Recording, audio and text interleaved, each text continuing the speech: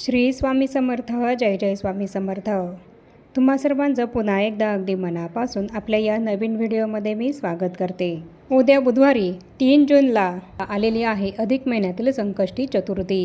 दर 3 वर्षांनी एकदा येणाऱ्या अधिक मासातील संकष्टी चतुर्थीला विभुन संकष्टी चतुर्थी असं म्हटलं जातं आणि ही चतुर्थी गणपती बाप्पांच्या उपासनेसाठी विशेष महत्त्वाची मानली जाते. या दिवशी व्रत केल्याने आणि गणपती बाप्पांची पूजा सेवा केल्याने आपली सर्व विघ्ने दूर होतात आणि आपल्याला सुखसमृद्धी लाभत असते. अधिक मासामध्ये ही संकष्टी चतुर्थी येत असल्यामुळे इतर सामान्य संकष्टी चतुर्थींपेक्षा या संकष्टी चतुर्थीचं व्रत केल्याने आपल्याला अनेक पटींनी अधिक पुण्यफळ हे प्राप्त होत असतं आणि या दिवशी केलेल्या उपायांचं फळ हे सुद्धा आपल्याला अधिक पटीने मिळत असतं. अधिक मासातल्या संकष्टी चतुर्थीला आपण जे काही उपाय करू तर त्याचे फळ हे सुद्धा आपल्याला अधिक पटीने प्राप्त होत असतं. अधिक मासातील संकष्टी चतुर्थीच्या व्रताच्या प्रभावाने आपल्या जीवनातील सर्व आर्थिक, कौटुंबिक आणि मानसिक संकटेही दूर होत असतात. अधिक मासामध्ये येणारी चतुर्थी तिथी ही अत्यंत पुण्यदायी तिथी मानली जाते.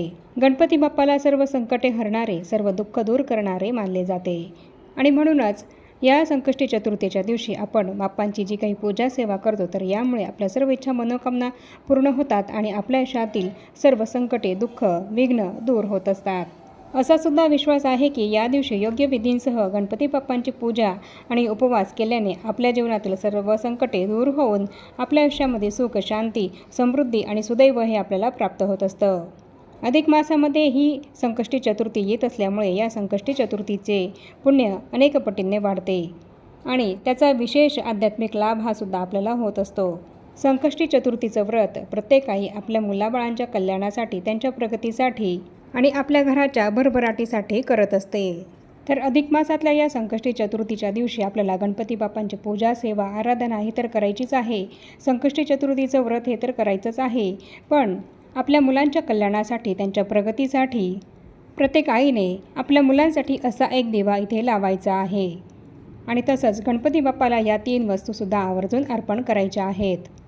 उद्या अधिक मासातील संकष्टी चतुर्थीच्या दिवशी जर तुम्ही तुमच्या मुलांसाठी असा एक दिवा लावाल आणि गणपती बाप्पाला या 3 वस्तू जर अर्पण कराल तर यामुळे तुमच्या मुलांच्या आयुष्यातील सर्व विघ्न, संकट दूर होतील आणि तुमच्या मुलांची भरभरून प्रगती होईल.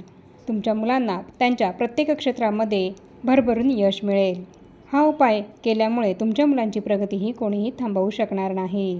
तुमच्या मुलांच्या प्रगतीमध्ये खूप प्रयत्न करूनही, खूप कष्ट आणि मेहनत घेऊनही जर खूप अडथळे निर्माण होत असतील तर त्यांची हवी तशी प्रगती जर होत नसेल तर उद्या हा उपाय केल्याने हे सर्व अडथळे, या सर्व समस्या दूर होतील आणि तुमच्या मुलांची भरभरून प्रगती होईल.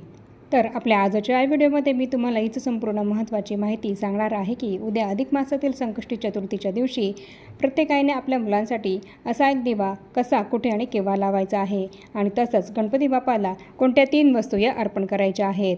हा उपाय आपल्याला कसा करायचा आहे याबद्दलची संपूर्ण महत्त्वाची माहिती मी तुम्हाला आपल्या आजच्या या व्हिडिओमध्ये सांगणार आहे आणि म्हणून ही अत्यंत महत्त्वपूर्ण माहिती जाणून घेण्यासाठी तुम्ही हा व्हिडिओ कुठे स्किप न करता शेवटपर्यंत पूर्ण बघा.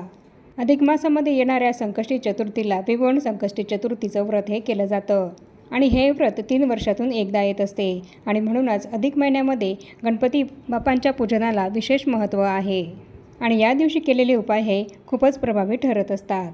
तर अधिक मासाच्या कृष्ण पक्षातील चतुर्थी तिथी ही बुधवारी 3 जून रोजी रात्री 9:22 सुरू होणार आहे आणि चतुर्थी तिथी ही दुसऱ्या दिवशी म्हणजेच गुरुवारी 4 जून रोजी रात्री 11:31 असणार आहे. तर चंद्रोदयाची वेळ ही 3 तारखेला असल्याने संकष्टी चतुर्थीचा उपवास त्याच दिवशी म्हणजे 3 तारखेला उद्या बुधवारी हा केला जाईल आणि आजच्या या व्हिडिओमध्ये जो उपाय मी तुम्हाला सांगणार आहे तर तो उपायसुद्धा उद्याच आपल्याला संध्याकाळी करायचा आहे. उद्या संध्याकाळी दिवे लागण्याच्या वेळेस आपल्याला हा दिवा आपल्या मुलांसाठी लावायचा आहे. तर हा दिवा लावण्यासाठी आपल्याला एक कणकेचा दिवा तयार करून घ्यायचा आहे आणि जर कणकेचा दिवा बनवणं तुम्हाला शक्य नसेल तर मग तुम्ही एक मातीची पणती घेतली तरीही चालेल, कारण नंतर आपल्याला या दिव्याचे विसर्जन करायचे आहे आणि म्हणून शक्य झाल्यास तुम्ही कणकेचाच दिवा बनवण्याचा प्रयत्न करा. आणि तसंच आपल्याला 11 अखंड साबूत धणे हे घ्यायचे आहेत. कुठे तुटलेले, खंडित झालेले किंवा खराब असलेले धणे हे आपल्याला चुकूनही घ्यायचे नाही आहेत, तर अखंड आणि सुस्थितीमध्ये असलेलेच 11 धणे हे आपल्याला घ्यायचे आहेत. तर आपण जो काही कणकेचा दिवा बनवणार आहोत तर त्या कणकेच्या दिव्यामध्ये आपल्याला शुद्ध गाईचं तूप टाकायचं आहे आणि शुद्ध गाईचं तूप जर तुमच्याकडे नसेल तर मग तुम्ही तिळाचं तेल घातलं तरीही चालेल. आणि जर तुम्ही गाईचं तूप टाकणार असाल तर तुम्हाला फुलवात ही या दिव्यामध्ये लावायची आहे. आणि जर तिळाचं तेल लावणार असाल तर तुम्हाला त्या दिव्यामध्ये आपली साधी वात ही लावायची आहे. आणि ही वात लावताना 2 वाती एकत्र करून तुम्हाला त्याची एक वाती तयार करून घ्यायची आहे आणि मग ती त्या दिव्यामध्ये लावायची आहे. आणि फुलवाती लावताना सुद्धा 2 फुलवातींची एक वात तयार करायची आहे आणि ती लावायची आहे. आणि त्यानंतर आपल्याला या दिव्यामध्ये 11 साबूत धणे हे घालायचे आहेत. आणि त्यानंतर हा दिवा आपण आपल्या देवघरासमोर ठेवून तिथे त्याची हळद कुंकू अक्षदा फूल अर्पण करून पूजा करून घ्यायची आहे. आणि त्यानंतर हा दिवा आपल्याला तिथे प्रज्वलित करायचा आहे. पण हा दिवा लावण्या अगोदर आपल्याला आपल्या देवघरामध्ये आपण जो नेहमीचा दिवा लावतो तर तो दिवा प्रज्वलित करून घ्यायचा आहे. आणि त्यानंतर हा दिवा आपल्याला प्रज्वलित करायचा आहे. हा दिवा आपल्याला एका प्लेटमध्ये ठेवायचा आहे आणि त्यानंतर त्याची पूजा करून तो प्रज्वलित आपल्याला करायचा आहे. आणि त्यानंतर आपल्याला तिथेच आपल्या देवघरासमोर बसून एक वेळा गणपती अथर्व शीर्ष आणि गणपती स्तोत्र हे पठण करायचं आहे. आणि त्यानंतर ओम गंग गणपते नमः या मंत्राचा 108 वेळा जप करायचा आहे. आणि हा दिवा प्रज्वलित करत असताना तुम्ही तुमच्या मुलांना जवळ घेऊन बसायचं आहे आणि त्यांच्याकडूनच त्यांना जर गणपती अथर्व शीर्ष गणपती स्तोत्र आणि ओम गंग गणपते नमः या मंत्राचा जप करणं शक्य असेल तर त्यांच्याचकडनं तुम्हाला ही सेवा करून घ्यायची आहे. आणि जर तुमची मुलं लहान असतील तर ही सेवा तुम्ही करायची आहे. आणि ही सेवा करून झाल्यानंतर गणपती बाप्पांना नैवेद्य अर्पण करून त्यांची आरती आपल्याला करायची आहे. मग इथे आपण आवर्जून गणपती बाप्पांना 21 मोदकांचा नैवेद्य हा अर्पण करायचा आहे. आणि त्यानंतर आपण आपले दोन्ही हात जोडून गणपती बाप्पांना अगदी मनोभावे प्रार्थना विनंती करायची आहे की आपल्या मुलांच्या आयुष्यामध्ये ज्या काही समस्या अडचणी संकट असतील तर त्या सर्व समस्या संकट अडचणी दूर होऊ देत. आणि माझ्या मुलाची त्यांच्या शिक्षणामध्ये करिअरमध्ये खूप प्रगती होऊ दे. त्याच्या करिअरमध्ये शिक्षणामध्ये नोकरीमध्ये किंवा करत असलेल्या व्यवसायामध्ये त्याला भरभरून यश मिळू दे असं आपण गणपती बाप्पांना मनोभावे सांगायचं आहे. तुमच्या मुलांच्या आयुष्यामध्ये शिक्षणामध्ये करिअरमध्ये ज्या काही समस्या असतील तर त्या सर्व समस्या तुम्ही गणपती बाप्पांना यावेळी सांगायच्या आहेत. आणि या सर्व समस्या दूर होण्यासाठी आणि मुलांची प्रगती होण्यासाठी अगदी मनोभावे प्रार्थना विनंती करायची आहे. मुलगा असो किंवा मुलगी असो दोघांच्याही प्रगतीसाठी तुम्ही हा उपाय करू शकता.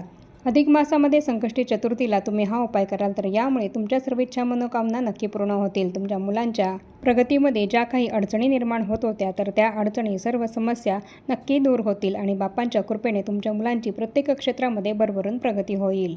तर याप्रमाणे हा उपाय आपल्याला उद्या संध्याकाळी करायचा आहे. उद्या संध्याकाळी असा हा दिवा आपल्याला आपल्या देवघरामध्ये असलेल्या गणपती बाप्पांच्या मूर्तीसमोर लावायचा आहे. आणि त्याचप्रमाणे आपल्या मुलांच्या आयुष्यातील सर्व विघ्न दूर होण्यासाठी सर्व संकट दूर होण्यासाठी उद्या या 3 वस्तू आपल्याला गणपती बाप्पांना त्यांची पूजा केल्यानंतर आवर्जून अर्पण करायच्या आहेत. तर यामध्ये पहिली वस्तू आहे ती म्हणजे 21 दुर्वांची जुडी. गणपती बाप्पांना दुर्वा या अत्यंत प्रिय आहेत आणि म्हणून उद्या संकष्टी चतुर्थीला 21 दुर्वांची जुडी ही आपण गणपती बाप्पांना अवश्य अर्पण करायची आहे. आणि त्याचप्रमाणे पुढची वस्तू आहे ती म्हणजे लाल रंगाचं विशेषतः जास्वंदाचं लाल रंगाचं फूल. गणपती बाप्पाला लाल रंग हा खूप प्रिय आहे आणि जास्वंदाचं फूल हे अत्यंत प्रिय आहे. आणि म्हणून उद्या अधिक मासातल्या या संकष्टी चतुर्थीला आपण गणपती बाप्पांना लाल रंगाचं जास्वंदाचं फूल हे अवश्य अर्पण करायचं आहे. आणि लाल रंगाचं जास्वंदाचं फूल नसेल तर मग तुम्ही लाल रंगाचं गुलाबाचं फूल अर्पण केलं तरीही चालेल. आणि त्यासोबतच शमीचं पान हे सुद्धा अवश्य आपण गणपती बाप्पांना यावेळी अर्पण करायचं आहे.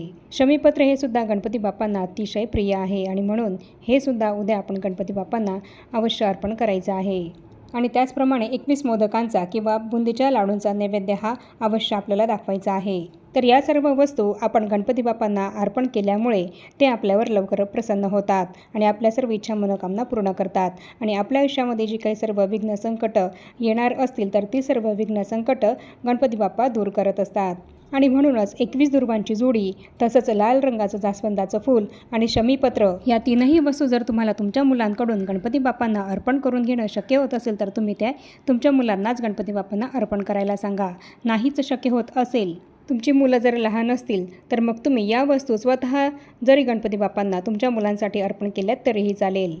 आणि तसंच 21 मोदकांचा नैवेद्य किंवा बुंदीचे लाडू याचा नैवेद्यही जर तुम्हाला तुमच्या मुलांकडून गणपती बाप्पांना दाखवून घ्यायला शक्य होत असेल तर तुम्ही तुमच्या मुलांकडनं दाखवून घ्या, नाहीतर तुम्ही दाखवला तरीही चालेल. तर याप्रमाणे उद्या अधिक मासातील संकष्टी चतुर्थीच्या दिवशी तुम्ही तुमच्या मुलांच्या प्रगतीसाठी असा हा दिवा गणपती बाप्पांसमोर अवश्य लावायचा आहे.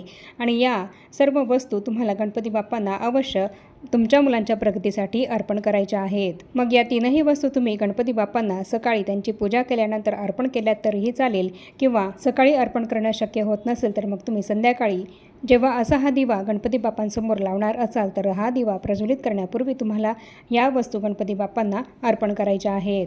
तर उद्या हा उपाय केल्यामुळे आपल्या घरातील सर्व नकारात्मक ऊर्जाही दूर होते आणि आपल्या घरात सुख समृद्धी नांदत असते, आणि तसंच आपल्या मुलांच्या आयुष्यातील सर्व संकट विघ्न गणपती बाप्पा दूर करतात आणि आपल्या सर्व इच्छा मनोकामना पूर्ण करत असतात। उद्या हा उपाय केल्याने गणपती बाप्पा आपल्यावर लवकर प्रसन्न होतात आणि आपल्या कामातील सर्व अडथळे दूर करत असतात, आणि म्हणून उद्या हा उपाय तुम्ही तुमच्या मुलांच्या प्रगतीसाठी अवश्य करा। आणि असा हा दिवा उद्या संध्याकाळी अवश्य लावा आणि या वस्तूसुद्धा मुलांसाठी गणपती बाप्पांना तुम्ही अवश्य अर्पण करा। आणि आता या छोट्याशा माहितीसह आपण आपला आजचा हा व्हिडिओ इथेच थांबवूया आणि भेटूया पुन्हा अशाच नवीन एका माहितीपूर्ण आणि महत्त्वपूर्ण व्हिडिओसोबत। तोपर्यंत सर्वांना श्री स्वामी समर्थ।